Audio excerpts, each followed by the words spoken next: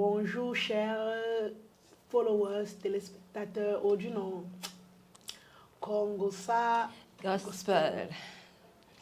Bonjour, ma. Le jour est vraiment, je ne sais pas si je veux dire c'est bon ou c'est assez bon. Non, c'est bon à moi parce qu'il y a encore un autre Congosa. Hein, ma? Oui, moi j'aime ça. Ok. Allons-y alors, ma. Il dit que tu n'as pas aussi aller à Bachelor chercher ta part de mari. C'est comment? Non, pour faire quoi là-bas, bachelor? Hein? Moi je suis mariée ou ma. Et même si je n'étais pas encore mariée, c'est pas bachelor qui va aller chercher mon mari. Ok. Je dis, c'est l'émission, logo, c'est quoi la rose rouge? Parce que pour moi, ce genre d'émission ne doit pas exister. Parce que dans ce genre d'émission, c'est la prolifération de l'impudicité et de la prostitution, point final. Le genre d'émission où des femmes sont à la quête d'un homme. Parce que ce n'est pas des hommes, hein, c'est d'un seul homme. J'ai dit c'est quel nouveau concept en Afrique. Et faisons comme ça. J'ai dit, nous sommes scotchés devant la télé, nos jeunes soeurs, nos filles scotchés devant la télé. On dirait que la fin des temps, là, non, c'est sérieux, c'est vraiment en train d'arriver. Heureusement qu'il y a des pays, j'ai entendu certains pays qui ont annulé cette histoire-là. Ah bon? Oui. Moi, je n'étais pas au courant. C'est que tu as bien feuilleté alors les réseaux sociaux. Il y a certains pays qui ont annulé parce que vraiment, on a souvent l'habitude de dire que la famille est le premier socle d'éducation des enfants. Effectivement. Mais moi, je ne pense pas que ce soit le cas. Je pense que c'est la société qui éduque d'abord nos enfants. Puisque lorsque tu peux dire à ton enfant que voler n'est pas bien, mais il va sortir aussi, il voit partout les banderoles où on dit voler est bien. Tu penses que ton voler n'est pas bien à la maison, là, ça a quelle valeur? Ça va même pas marcher. Et puis encore, mon homme, hein, comme tu dis que c'est la société qui éduque nos enfants, la télé. Quand l'enfant est placé dans la télé, là, elle dit que ouais, maman, bachelor a commencé. On les éduque à faire bachelor. Bachelor. Ah, quel est ce mode, quel est ce système de vie? Le diable, au fait, a pris possession au fait, de l'audiovisuel, des émissions télé. Moi, je vois que pour nos jeunes, le diable nous embrouille complètement. Parce que je regardais une émission dernièrement, les femmes disaient, est-ce que le mariage est une fin en soi? C'était là le titre. Tu connais que maman, les femmes célibataires vont nous tuer tout le temps, que le mariage n'est pas une fin en soi. Pour se consoler. C'était ça le titre de l'émission. Du débat. Et il y avait 5 femmes. Et sur les 5 femmes, il n'y avait qu'une seule qui disait que non, le mariage est un signe de réussite. Et d'autres... Et les 4 disaient que non, moi je n'ai pas besoin de me marier, je me concentre sur mon travail. D'abord même, on ne sait pas en se mariant qu'on a le bonheur, qu'on peut être heureux. Mais maintenant, alors quel est ce concept-là? Selon ce que je constate, c'est que toutes nos filles sur les réseaux sociaux, toutes les femmes veulent être des femmes indépendantes. Tout le monde veut d'abord son travail, son épanouissement et tout ce genre.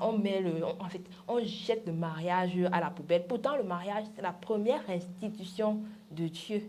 Effectivement, la parole de Dieu, la parole de Dieu dit, lorsqu'il a créé Adam et Ève, c'était le mariage qu'il établissait au fait. C'était l'union entre les deux qu'il établissait. Moi, je n'ai pas vu Dieu créer les animaux, même comme il les a créés 2 à 2, les bénir en disant allez et soyez féconds et multipliez la terre, allez et dominez. Mais lorsque le Seigneur a créé Adam et Ève, et lorsque Adam a vu Ève, il a dit celle-ci est os de mes os et chair de ma chair, je l'appellerai femme.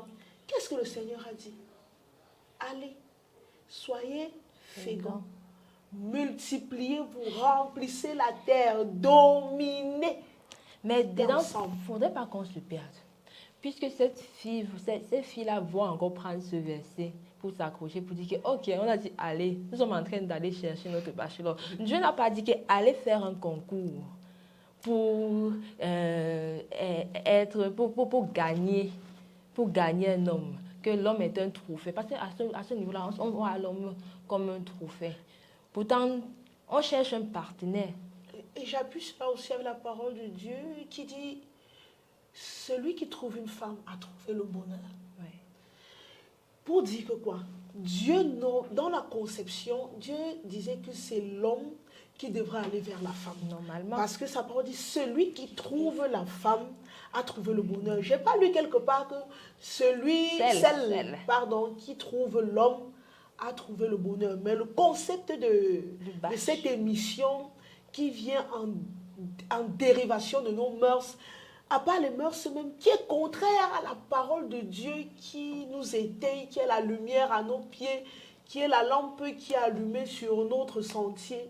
Il dit que celui qui trouve un homme ou drague un homme, vraiment a trouvé le bonheur. C'est cette même parole qui dit encore que l'homme quittera son père et sa mère et s'attachera à sa femme et les deux formeront une seule chair. C'est l'homme qui quitte.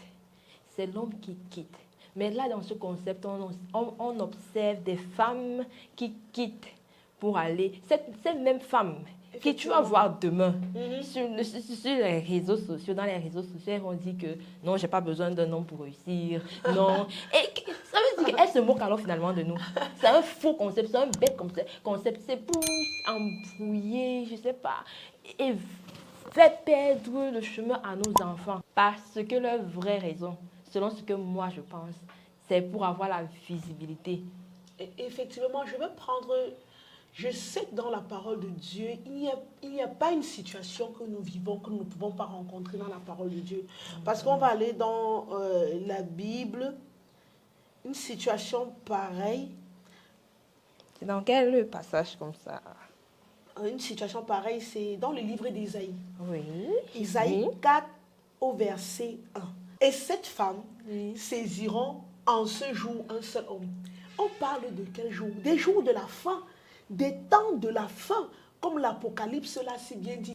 Nous sommes à quel temps? Quand la parole de Dieu dit ici, en ce jour, c'est de quel jour dont la parole de Dieu parle? Ce sont ces temps de la fin. Ce sont ces temps où nous voyons bien 20 femmes qui peuvent aller à la rencontre d'un seul homme. La Bible, qui est la parole de Dieu, parle des choses passées, présentes et futures.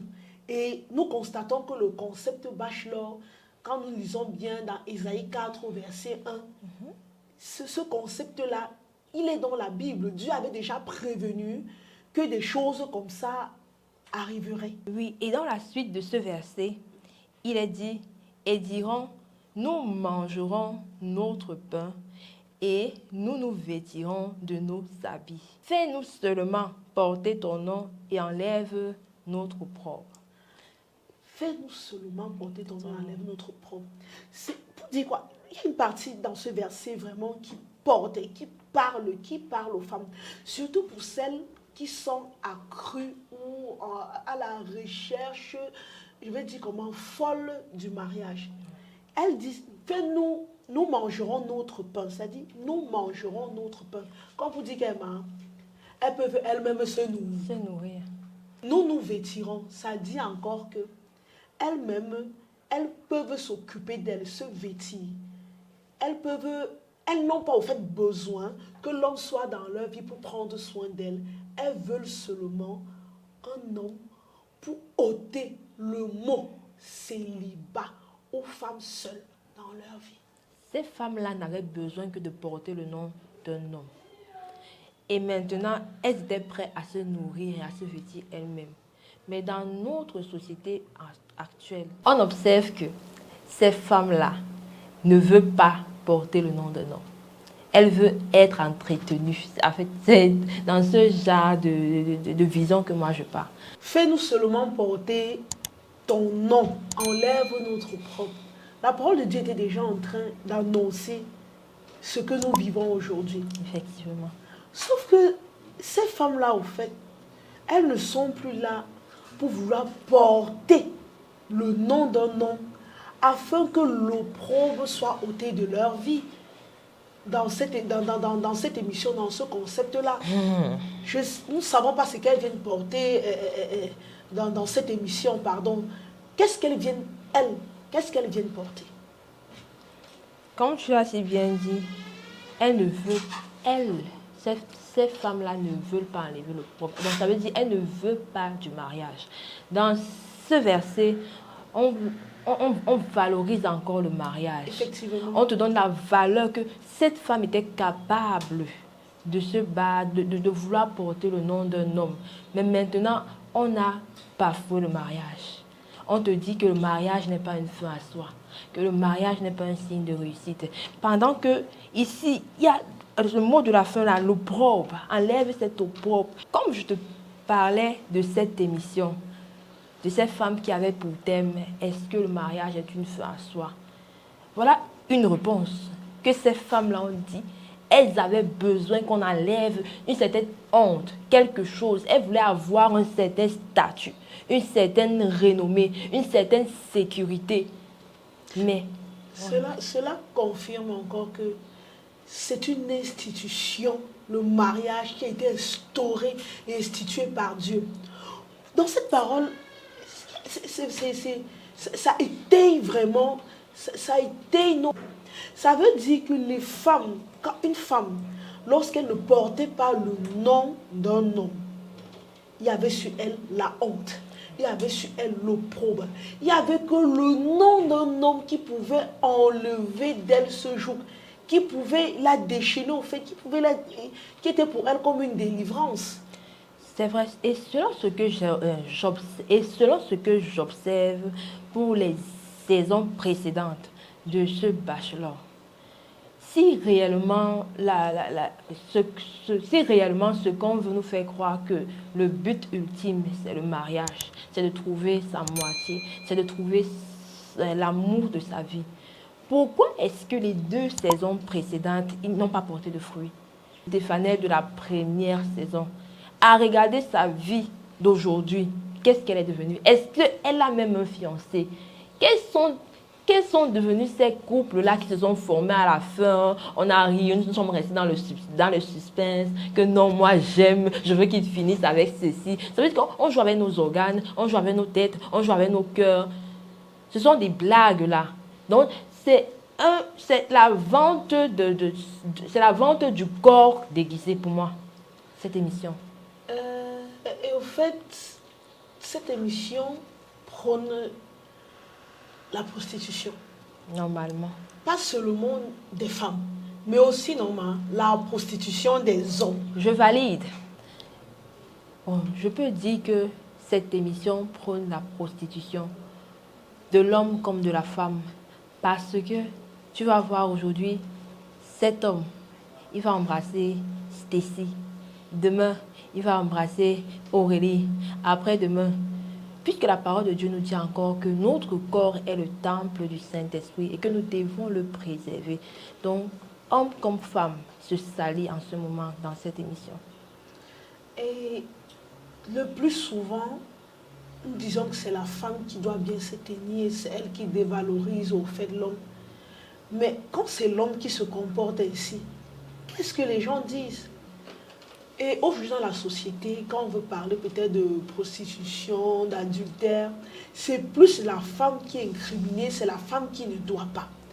Mais dans ce concept, c'est clair que c'est l'homme qui est en pleine dépravation de mœurs et de morale.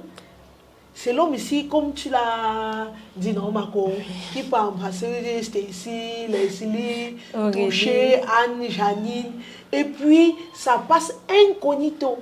On accepte ça. Incognito. On dit qu'il est fort, qu'il est puissant. C'est parce qu'il est beau, c'est parce qu'il est charismatique, c'est parce qu'il est comme le pain croustillant. Et ce que moi, pour conclure cette émission, franchement, je sais pas, je suis contente d'avoir trouvé ce verset. Amen. Parce que ce verset-là, il répond à cette question que est-ce que le mariage est une réussite? Chère dame, je vous confirme que oui, le mariage est une réussite. Voilà l'exemple, les femmes qui veulent qu'on enlève l'opprobre sur elles. Et pour ajouter encore du sucre à son tapioca. Le lait. Ah, le lait. Le mariage est divin. L'union vient de Dieu. L'amour est céleste. Alors mes sœurs, vraiment, que chacune demande à Dieu d'ôter l'opprobre dans sa vie, d'ôter l'opprobre de dessus elle, en lui faisant porter le nom d'un homme. Et que cet homme-là vienne de Dieu. Amen.